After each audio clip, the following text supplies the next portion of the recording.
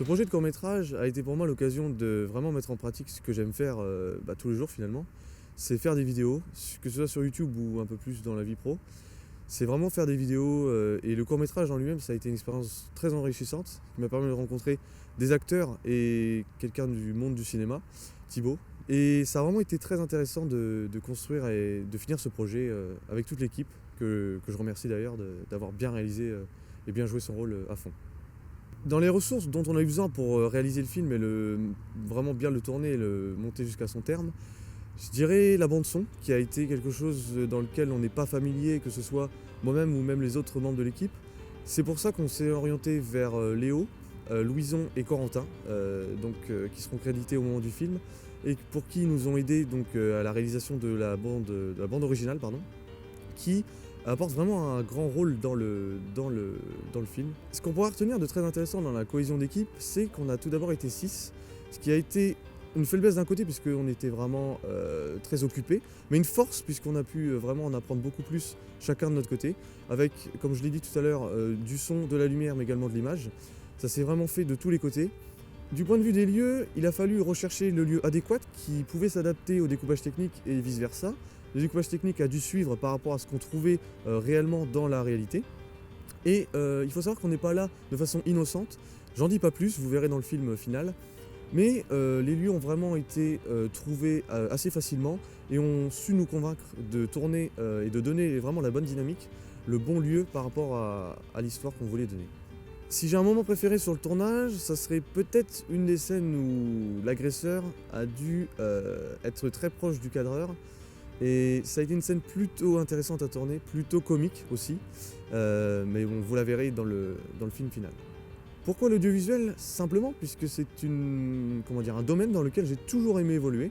Depuis que je suis tout petit, j'ai toujours aimé avoir une caméra dans les mains, je ne sais pas d'où c'est venu, mais ça s'est poursuivi avec le temps et ça se conclut aujourd'hui avec ce court-métrage qui est la première réalisation professionnelle d'un projet qui a pu vraiment aller à son terme avec une équipe.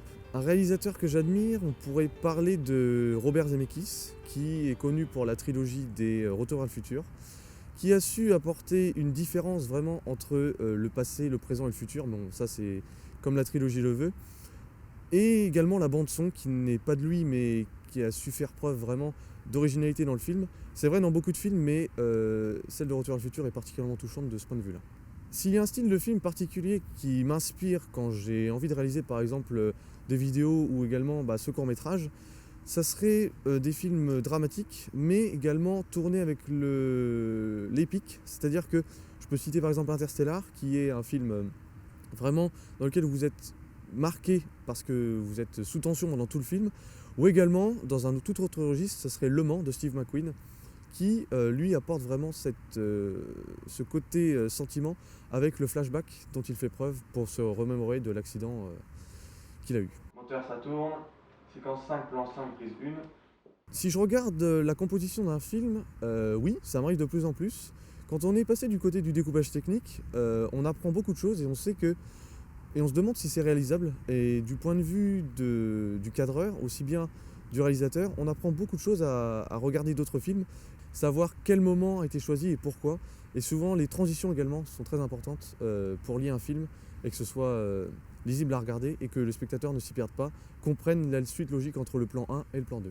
Si j'ai d'autres projets dans l'audiovisuel à venir, oui, tout simplement puisque ce court-métrage a été le début pour moi de la réalisation de l'audiovisuel et vraiment de film en tant que tel.